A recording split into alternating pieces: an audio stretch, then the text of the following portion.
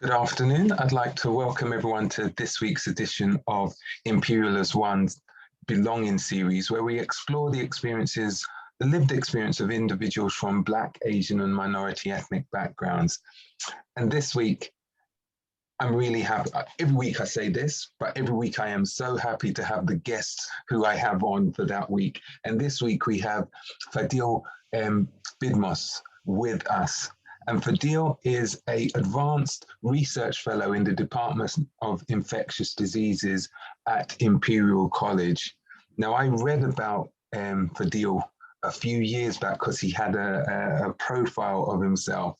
I haven't even told him this, and I was impressed then. And when I've actually, guys, let's just get into this. I don't want to embarrass him, but Fadil, it's a privilege to have you on.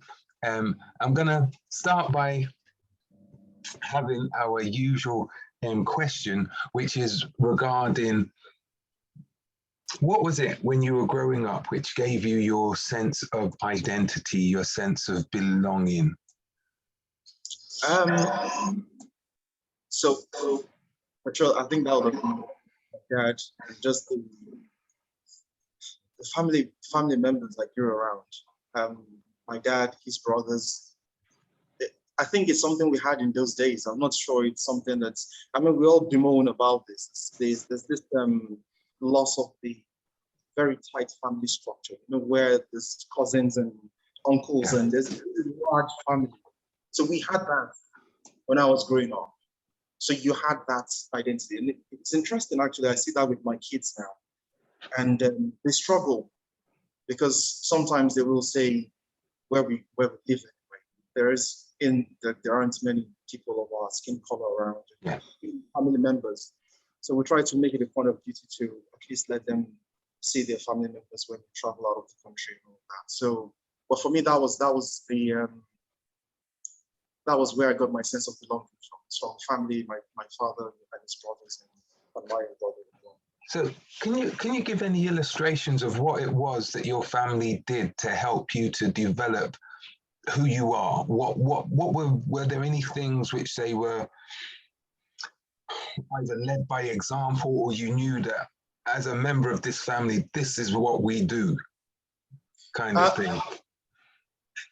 Right from the jump, I think it was excellence, really. Mm-hmm. My dad set some standards that were, I still tell him anyway, very difficult to achieve, and my brothers didn't make it any easier for me either. So, sorry. So you had your dad and your brothers. And because I'm the last of four boys.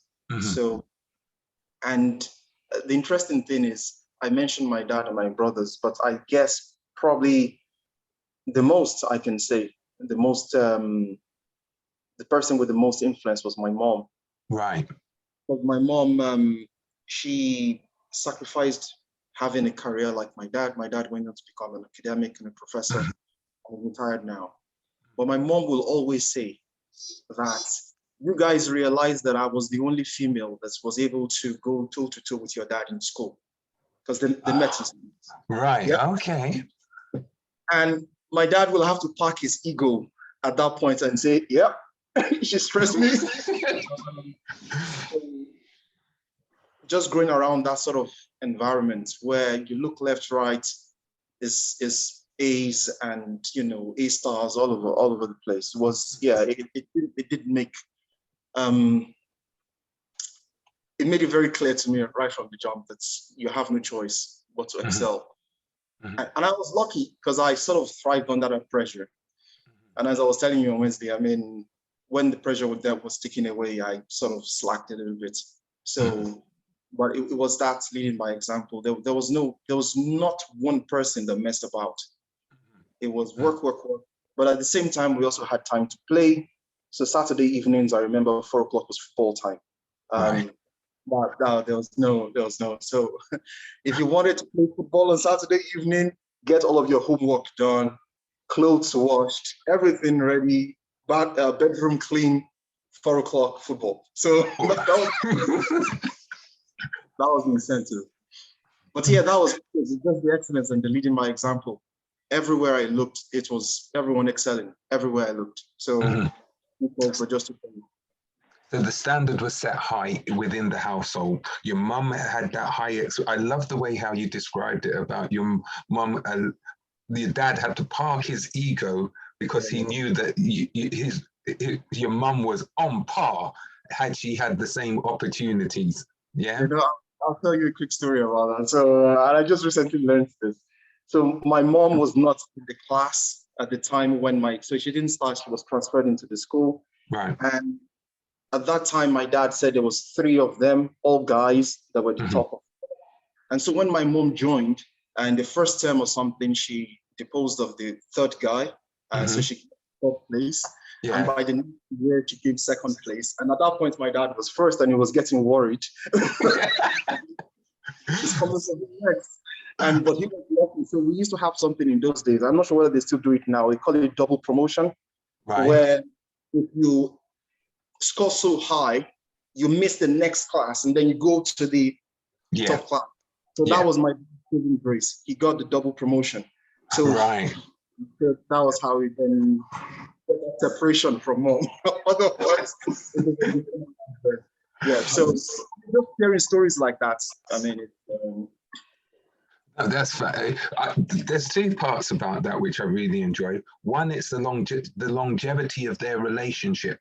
Okay, the fact that they knew each other from young and they grew together. So I really like that.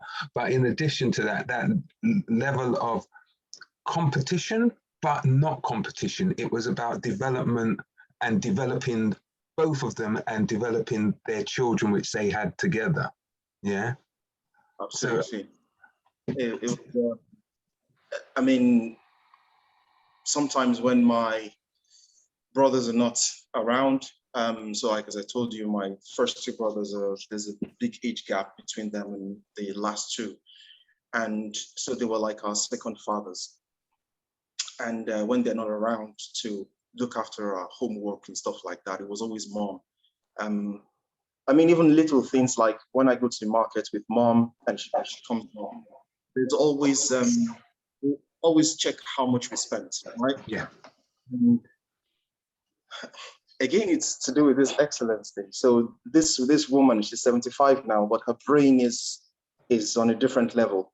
So she, will buy, not like in Tesco here. There's many different vendors in Lagos that you buy stuff. You buy pepper from somewhere, you go and blend it somewhere else. You buy meat, fish, all over the place. So you will be touching about maybe 30, and that's not an exaggeration, even more than that. Different vendors. And so when we sit, and mom will then say, the first person, we bought meat, 30. And then the second person, 45. And then she will keep going on and on. And what she expects me to do is that she's calling out the numbers. I'll be doing the mental sum and calculating everything. There was no pen and paper. I do it for my PhD. I do it for some of my students now. They already know. My postdoc will always be any student that comes in, beware of Fadil. He does a lot of mental sum. It was one of those things that was nice to grow up around. That's beautiful, because that's not keeping you on your toes, but showing you, demonstrating the importance of education or on the value that has. So that's brilliant. That's absolutely brilliant. So what about outside of the home, in terms of like your friends at school and things like that? What was their influence on you and how you developed? Friends, not so much. Right. So I wasn't that socially, how to say it now? I wasn't that. I was more of a lot more introverted. Right. So funny story was I was really young. I don't remember this, but my mom tells me this story is when I first joined school. So this was nursery school. Yeah. And I came back home and I said to mom in our local language, I said, I didn't talk to anybody. I just sat down quietly and I dropped my chicks. So it's a expression to say that, I just looked glum, and I didn't talk to anybody. I sat down, and I was happy with that. I mean, I'm not talking to anybody. I'm just going to be on my own. So, and because of that, kids can be cruel. So you do get a little bit of, and my own way of just getting around is what I'm going to get you guys when exams come. I'm going to make sure that I excel so much, and I'm going to score all the high scores, and then I can laugh at you guys afterwards. So that was me growing up. And, growing up in that family I came out with, there's this competitive streak as well. Yeah. Always I always want to be first. So friends, I wouldn't say I really had any and looked up to any one of them really. Even till university days, I mean, I do know a lot of people and I have acquaintances, and I always, be cordial with people, but to say what friends in that sense is not something that. I understand. You had so many role models within your family already. So your sense of belonging really did exist within the family, and you didn't necessarily need any external factors as such. And if I needed friendly conversations, I was the sort of child, even though I was really young then, I'd just go and knock on my dad's room and just sit with him, just talk. And I would say that I was blessed. This is definitely not something that I, own up to and say, oh, I'm so intelligent. But I was blessed. Even sometimes I marvel at some of the discussions we had in those days. And just like, wow, I'm good. I could just bring up stuff from the news and then just go back and forth with dad. And he used to say that. As parents, you always like that kid that thinks really differently. Yeah, I do him a growth now. He amazes me each time he just brings up stuff. And I'm just like, so I was that kid then. So, and I had that, and they always engage with me. Plus, then I also crazy. I mean, I still do. And my brothers had these magazines from the mid 80s to the late 80s, monthly series. Yeah. And I'd read the whole lot. I mean, talking about maybe about 100 different copies. And I just sit down and read it and just cram and memorize everything in those magazines. I mean, the history of the World Cup now should be my mastermind topic, actually, if I do go on mastermind. I like that. So all around you, there was an encouragement to excel. There was an encouragement to go down the route of education. So you went on to, so after school and at university, what was it that you studied, and why did you select that particular area of study? Right. So this is I'm sure a lot of people have this story. Growing up, I mean, like I said, my role models, my dad, the academic, my eldest brother was a medic, or was in medical school actually at that time. He eventually became a medic. And then one of my favorite uncles was a medic at that time. So I knew I wanted to do medicine and also be in academia, both of them together. Yeah. So interesting story was when I was in the first year of primary school, my eldest brother was in first year of medical school. So he had really shiny textbooks. They were beautiful textbooks with lots of pictures in them. So I used to go, again, now you understand sort of child I was. I used to go pick up his own books. I didn't understand algebra at that time, but I thought I would understand pediatrics. But anyway, I went to pick up his books. And I used to check the titles on the front cover. So you had pediatrics, you had surgery, anatomy, and so on, different textbooks. But of course, the longer the name and the more complicated in pronouncing it, the more intelligent it sounds, right? So I thought obstetrics and gynecology. Now that has to be the one I'm going to go specialize in. So for a long time, I think even till the last few years of secondary school, I wanted to be a professor of obstetrics and gynecology. That was my lifelong dream. Unfortunately, I didn't manage to get into medical school. The entrance exams weren't good. I didn't pass the exams. So I got admission to study biology in university with the aim that once I finish the biology, I'll go back and study medicine. Yeah. And then I met another role model, one of our lecturers, who taught us genetics in year 3. Right. And we have undergrad studies. So he taught us genetics, Professor Williams. And that was when I first started seeing a career in science research Right. that wasn't medical in sense. I mean, Yeah. it can contribute to public health and, general well-being of humanity as a scientist rather than as a medic. And so I decided to ditch the idea of studying medicine. It wasn't popular in my house at that time because I was supposed to take after my eldest brother and also become a medic. So they weren't too happy with that. But I'm glad that they supported me. Okay, that's your decision, fine. We're not happy with it, but just let us know how you want to execute it. Okay, and then decided to come and study for a master's. So it's interesting that you said that that they weren't happy with it, but they supported you. What aspect of it do you think it was that they weren't happy about? To be honest with you, that's a good question. I'm not sure, but I think it's something with and we still have it these days. It's something I'm sure is African parents, Black parents worldwide. You have some set career paths. Yeah. Whether you become a medical doctor, an engineer, or in those days, maybe even a lawyer, there's sex. So when you say you want to go and do science research, what exactly is this genetics you want to go and do? So what are you going to be? It's like, well, I'm not too sure yet. Maybe I'll become a genetic counselor. What is that? Well, maybe when the couple wants to get married and maybe their blood types are not matching, or there's a chance they're going to have the child is going to get sickle cell, I tell them not to do it. So you're not too sure. Even I wasn't too sure yet what genetics I was going to do or what I was going to do afterwards. So it's that.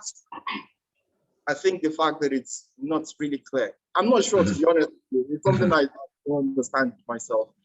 But it was a case of, and I guess there's a sense of pride in well, for someone like my dad to say, well, he's got 2 kids that are medical doctors. Not that he's not happy now. At least he's got one that is an associate professor of anatomy and one that is an advanced research fellow at Imperial College. I think we've done well. Definitely. But yeah, I think that was just Right. Okay. But they supported you anyhow. Absolutely, it did. Yeah. There's a huge financial commitment as an international student in the UK. So the fact that, and I didn't have a scholarship either. So the fact that they all come together was definitely not one person that did it. And that comes with pressure as well, because you have 4 or 5 members of the family totting up all of this money for you to then go and do a master's and then hopefully a PhD after that. You'd better pass and pass very well as well. So yeah. So you mentioned there about that pressure. Did you feel pressure that you were under pressure to perform? I know that historically within the family, there had always been the expectation. Education was very important. But now going across seas, being an international student, did it seem to kind of like ramp up, amplify that pressure that you had from before? Sorry. Yeah. I'm sorry. Yeah. So absolutely, it did, and you're right. It did get to me. Started manifesting in different ways. One was, and I hate to say this, but my undergrad education wasn't the best. The way we were taught in school then is more of just memorize stuff. We didn't understand anything of what we were doing. So even though I was taught Western blotting and Northern and PCR, and I finished with a 2nd class upper, but I can tell you one thing I learned in university. So coming to here where you then need to start applying your brain and applying the knowledge you've learned, I did struggle. I struggled, and it showed in my grades. I was scoring 50s in reports, and I just wasn't getting anything at all. So there was a thought phase of 3 months in the master's program before then the research phase. Mhm. And after that third phase, I think my score was something like in the 50s. And this is someone that's expected to finish with a distinction. Yeah. Yeah. I think it's affected me health-wise because then you're not eating properly because you're always worried. Irritable bowel syndrome, all sort of stuff started happening. Yeah. And when I got my results from the third phase, and I realized that I think I was on 57, and I asked our tutor, what chances do I have of still scoring a distinction? And he was like, man, you need to score in the 80s, 90s, like thing for your research project. So I'm not sure that you're going to be able to make it. So then it was at that point I decided, one, you're not as intelligent as you think you are. So you're not going to finish with a distinction. So I needed to bring myself back down to earth. Yeah. And then secondly is, well, as long as I don't fail, I can still go back and meet my family and say, well, at least I passed. Come on. Yeah. It wasn't easy. And then thirdly, I decided, you know what, even if you're going to come out with a pass, then at least understand how to do a PCR and understand cloning and understand stuff like that. So I got this project looking at phase variation in Campylobacter jejuni, which is the most common cause of gastric disease. Developed world. And here comes the next, I think, or I should say the first champion for me outside of. And he took his time. He was at this sort of advanced research fellow phase. He was just so starting. So he had my time. I was the only student in his lab. Yeah. And he taught me everything. He was really patient with me and taught me everything. And I say till today that 80% of what I know in academic science today, science research, in terms of techniques, I learned from him. What was his name, sorry? Christopher Bayliss. Christopher Bayliss. Yeah. He's a professor now, genetics in University of Leicester. Right. So he was, an amazing human being. And believe it or not, I did score the 80s, 90s. So you came out with the distinction? I mean, how that happened, I have no idea, to be honest. Or I can just put it down to him. Yeah. I can just put it down to him because he really took his time to teach me everything. And I think also just taking off that pressure for myself that, you know what, forget this distinction, forget credits, just finish with a pass, but a pass that you understand what you've done. And then hopefully you can do a PhD after this. And that's really changed the system for me. And so once I scored that distinction, and thankfully there's nothing like distinction in PhD, I got my family off my back. I'd given them their distinction, that was it. Impressive.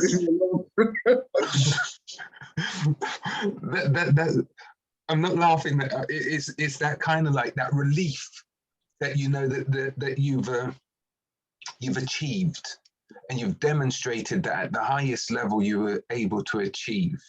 And the story about having only 57% and requiring to get in the 80s in order to get the distinction, it almost it makes that journey even sweeter, because it wasn't like, oh yeah, I was always on a distinction. It was, it was just smooth, and it was something you had to dedicate yourself to.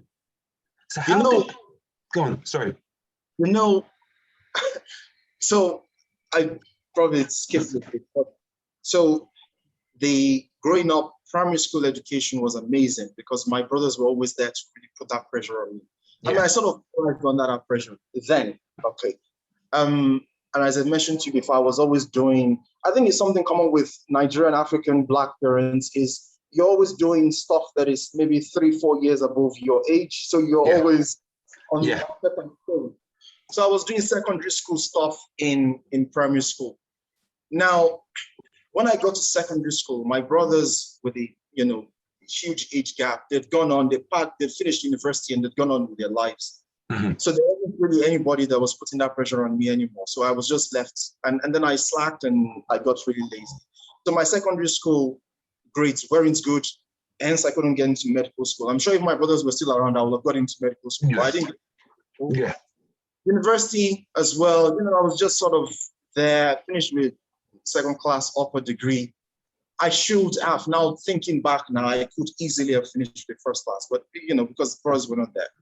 So it was always playing on my mind that I'd never really fully achieved what I thought I could achieve. And so that part of that pressure actually followed me into the master's, because then I was like, okay, I need to do this for myself as well and finish with a distinction, which I didn't look like I was going to get at that point. It was a big thing for me. That week, December 2007, that I got that result, and I was like, wow, it really shook me. I think there might have been some tears as well, but then. But that's fantastic, though. It's the turnaround, and it's also I'm going to call it self-actualization. It was when you then decided that I have to do this for myself, not for my brothers, not for my dad. This is about me learning. And when you took ownership of your learning, that's when you really achieved the best that you were satisfied with what you were able to have achieved. Yeah? Is that right? Absolutely, yeah. So how, in all that space that you were occupying, did you feel like that you had that sense of I should be here? Like when you were doing your you were scoring only 50 in the 50s, did you feel, am I in the right place? My parents and my family are spending so much to have me here. Should I really be here? Did you ever have that kind of sense? That's a thought that crosses my mind at all times. So I have been here at Imperial this is my 9th year. Right. Joined in January 2014. Right. And every day I walk into this building, I'm not joking. Every day I walk into this building, I still, what are you doing? So, and I guess, the positive side of that is it makes me grateful and appreciative of where I am. I don't think that, I really merit being here in that sense. So, and it was something that definitely, the negative side was when I was going through this 50s grades, the self-doubt was just really, it was overwhelming sometimes. And, you really struggle. The science research we're doing, given an experiment, you have to interpret data. There is no result on Google. You can't really just type in on Google, I have this band in SPCR. What does it mean?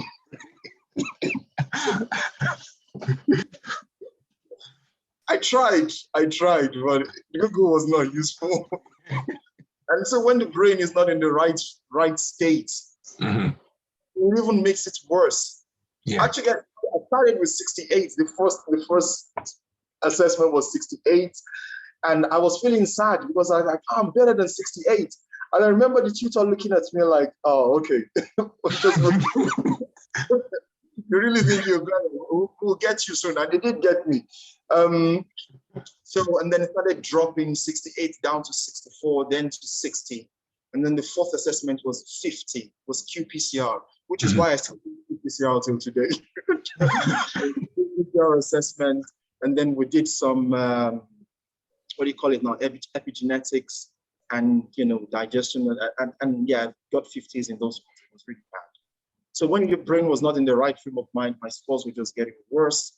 And with that, every day I'll be thinking, what is the alternative? Can I get out of this and go and do something else? Perhaps I should have gone and just done that MSc in genetic counseling. That's easier than the genetics I'm doing. No disrespect to genetic counselors or anything like that. I thought at least you don't have to really, it was easier than it was. I was thinking, I also thought about going to do maybe a master's in public health and then dropping out. But then, considering my family, that's not an option. Who am I going to meet and say, I want to stop this molecular genetics now. I'm going to start another master's in public health. Oh boy. Yeah. You can't even have that. Don't even think about it. So you'd better just hunker down and get this job done. So yeah, well, it was a constant struggle every day about self-doubt. But once I started the research phase and my Chris, I felt good going to the lab every day. I felt good going to the lab every day, and I felt, I was part of how when things changed. Yeah. What would you say was the major difference? I'm just wary of the time, but what would you say was the major difference? Was it the difference in your mindset? Was it a difference in the environment that helped you to, because you said earlier on that you were kind of like, not, I'm going to say introverted, but you were kind of like happy within your own space. Was it that now in the lab you were getting that space where you could think, can you explain? That's it. That's it. You've nailed it. That was just it. I'm lucky that I was in a lab that I didn't have to share bench space or hot bench. I had my own space. I had the time to. So when Chris would give me a protocol, and I always encourage my students to do that now, is just go and sit down and just being able to visualize without any time constraints. Just visualize the experiments and just going through it. And that was amazing for me. And also the ability to be able to, make errors. So as long as I did it, it didn't work, you can always do it again. And, learning by mistake. So it was the full thing. It was a change in my mindset. A big part was Chris. A big part was Chris. I mean, eternally grateful to him. Don't think I'll be where I am today without his help and support now. And then having that space to be able to think about stuff and also experiments were working. So I was seeing the results of what I was doing. Yeah. That's motivated. Science research can be very cruel. I mean, I do sometimes where you go through an entire master's and not one experiment works. It's can really be messy. It can, and sometimes it's understanding the process. It's not necessarily that the results come the way that you want them to, but you need to understand the process in order to actually excel. Because by understanding the process, once you get into another situation or where something, there's certain things which may work, may not work, but it's understanding that whole process of working. Things will work, things won't work. And it's, I suppose, detracting it from it's because of something that I've necessarily done. It could be that, but it could be other factors as well, which we're just not aware of, Absolutely. How many things can we control for in the lab? The temperature, is the pressure on it. Yeah, exactly. So at the moment, there was a couple of things which I just want to, if anyone has any questions, just please raise your hands. Otherwise, I will just keep going. There was another question which I wanted to ask. It was where you stated that you've been at Imperial for 9 years, and when you come through the door, you ask yourself, am I supposed to be here? Yeah. Give me a sense of why you ask yourself that question.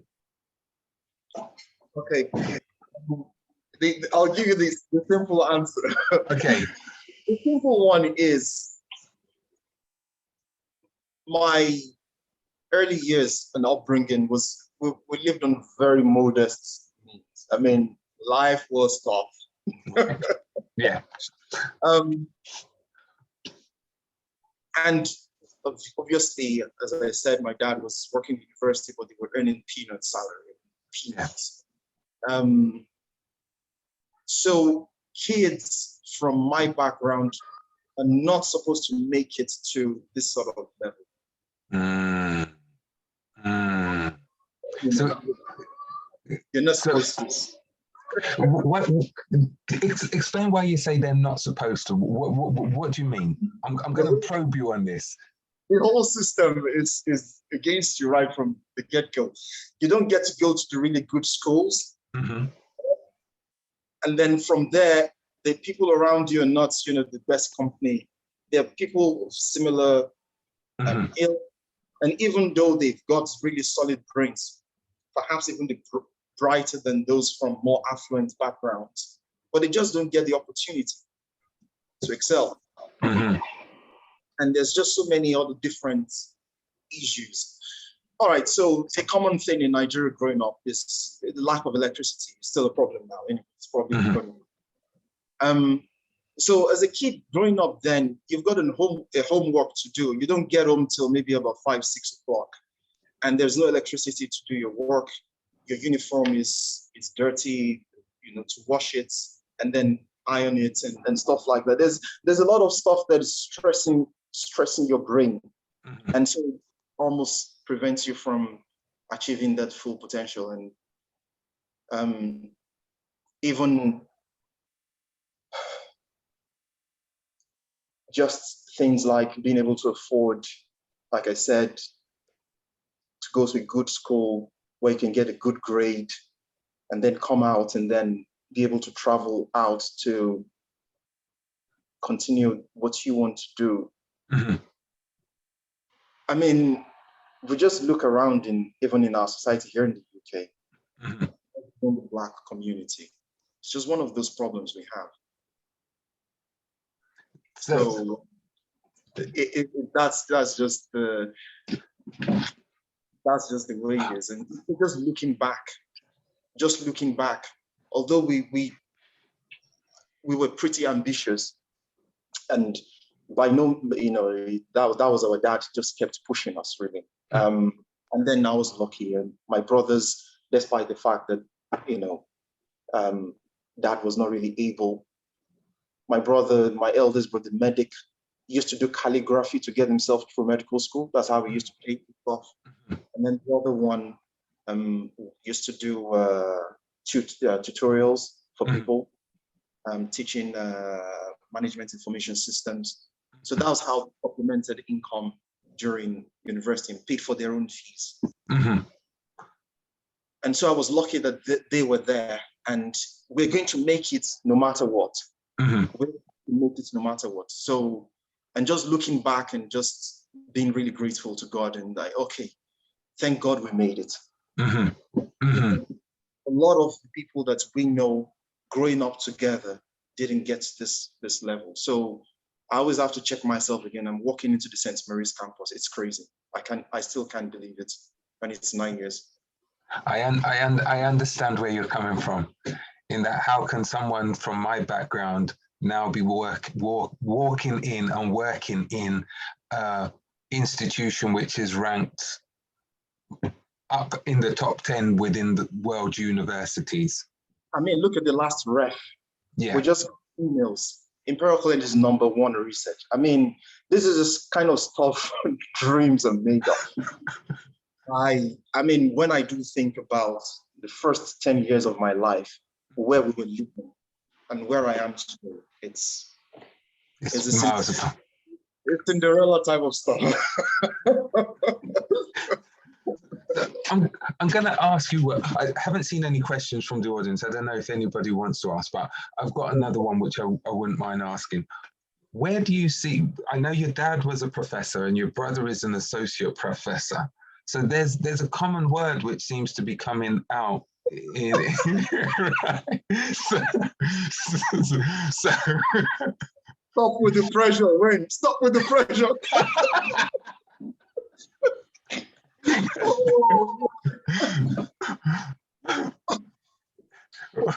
Right, while you think, carry on. While you think about that, I've just seen the hand from Crystal, but I'm going to come back to it. Crystal, let me have your question, please. Can you hear me okay? Yes, we can hear you. Brilliant.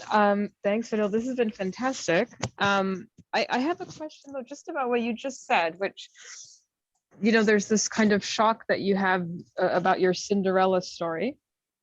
And I'm wondering I think that this is an experience that a lot of people from kind of underrepresented backgrounds, whatever that may be, most often socioeconomic, I think that they often feel that way when they achieve quite well. And, maybe even you're out at a restaurant and you're thinking, wow, what it would have been for my parents to have been, right? Like that sort of sense. So if you have those feelings, do you feel a sense of obligation to feed back into the community that you came from?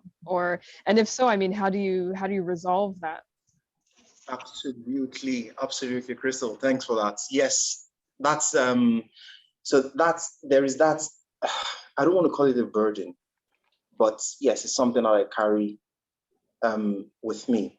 So at the moment, I am a member of the Department of Infectious Diseases EDI committee, and even though I realize that trying to get equality and diversity, the equality and equity for at least the Black community, that's a term that I really hate, by the way, calling us Blacks, but we'll look for a better term. So even though it's not going to change, might not change in my lifetime, but I do feel that if I don't try to do as much as I can for those coming, the next generation, then the situation is not going to change. It's not an easy path to tread. And I've wanted to quit the committee a few times. I hope they're not listening. But yeah, we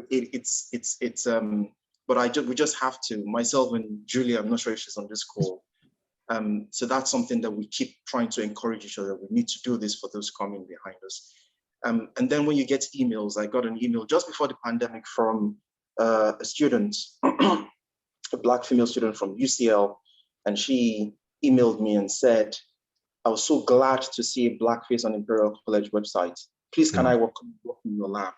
So when you get emails like that, and then some students from, I think, one of the Southern African countries, I think it was Zimbabwe or so, there was a group of students and they saw my profile as well and sent me an email that, oh, we really love the fact that, so when you see stuff like that and you remember where you're coming from.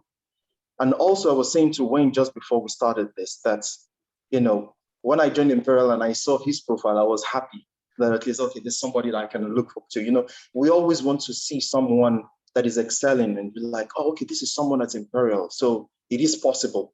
It gives hope.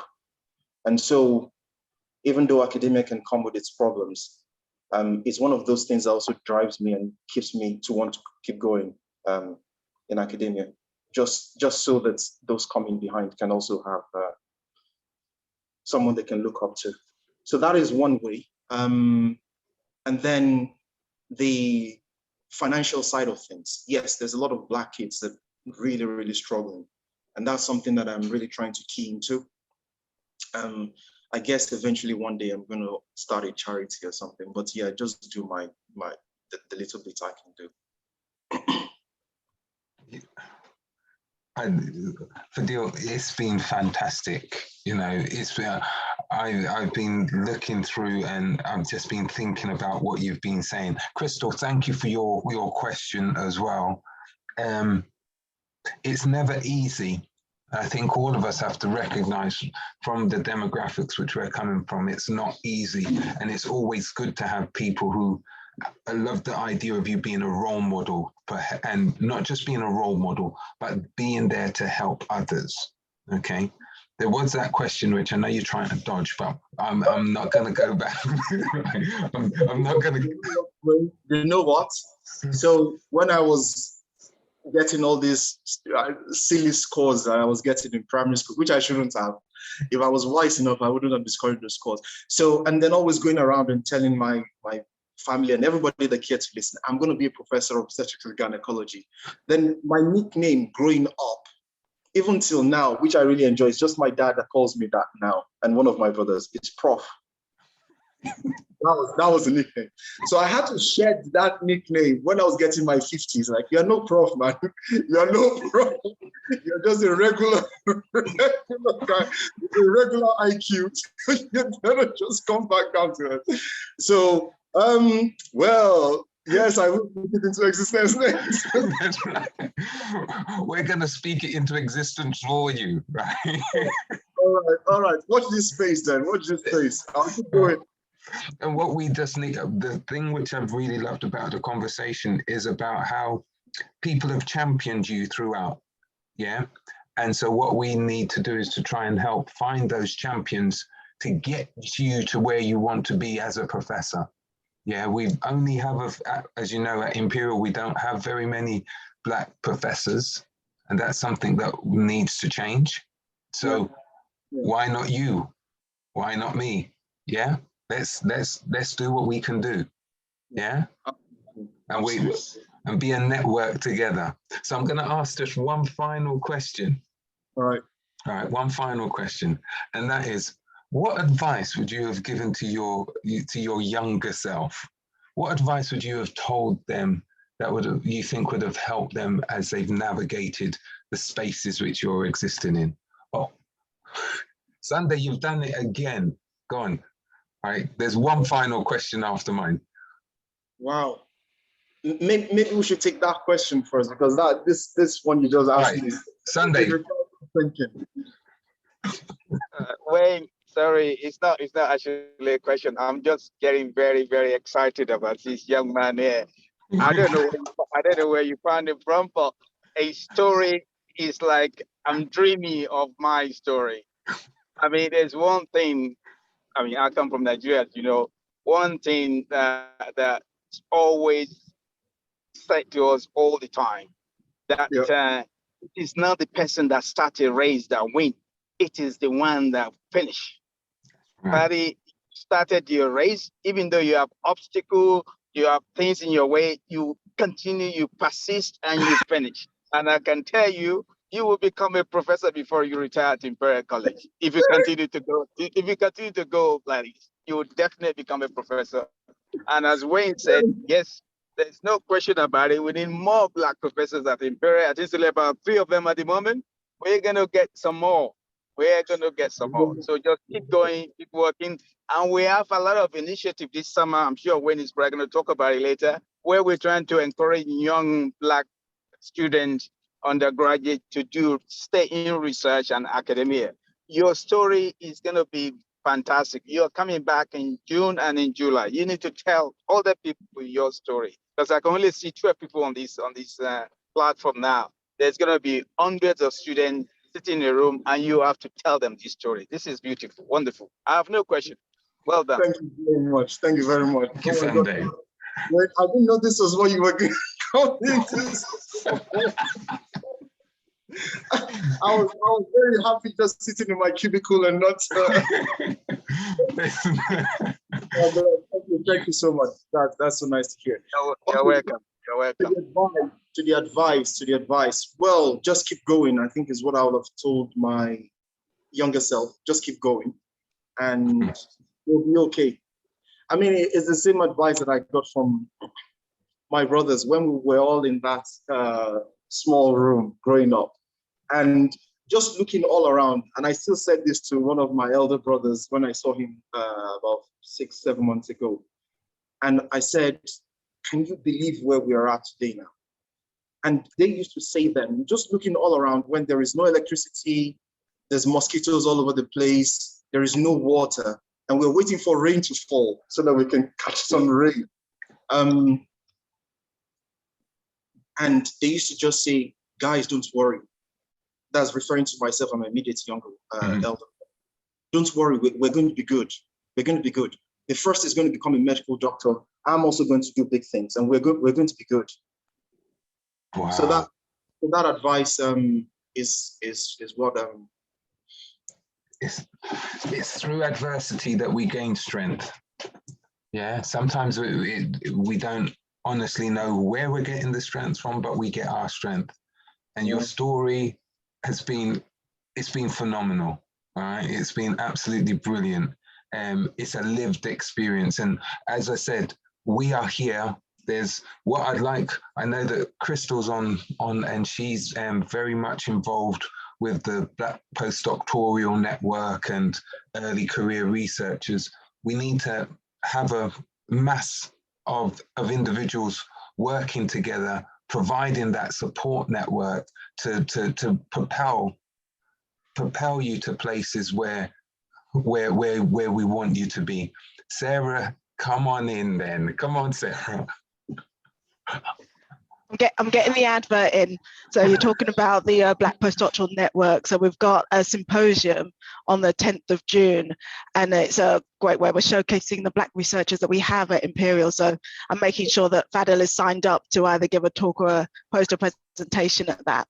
But then everyone else is actually welcome to attend. So we've got registration links. So if you're not actually part of the symposium, but you are welcome to come and see the great researchers that we have at Imperial, and there'll be links on our Twitter and things like that if you want more information.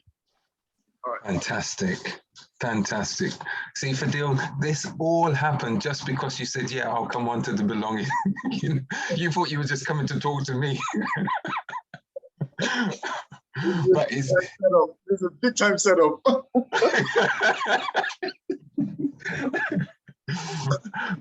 Fadil, it's been absolutely brilliant having you on, and I really want to wish you the very best. We really do. And we will be in touch because we want to develop you and to help you to develop, to champion you, to make sure that you reach your full potential.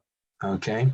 So it's been wonderful having you on. Okay? Thank you very much for having me. It's been really nice. Thank you very much. I'm going to just advertise what we've got on for next week. So next week,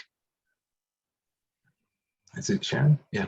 So next week we're going to have Azim Majid, who is a professor of primary care and public health at Imperial College. And so tune in next Friday at 12:30 again to hear his story. And if you haven't seen some of the others, or you'd like to see some of the other videos which we've done, or the interviews which we've done, then please go to our YouTube channel, which is tinyurl.com/belonging-IAO. So guys, I want to just say another big thank you to Fadil, and I will wish everyone a wonderful weekend, and I hope to see you all again next week. If anyone wants to stay on for the after party, please feel free.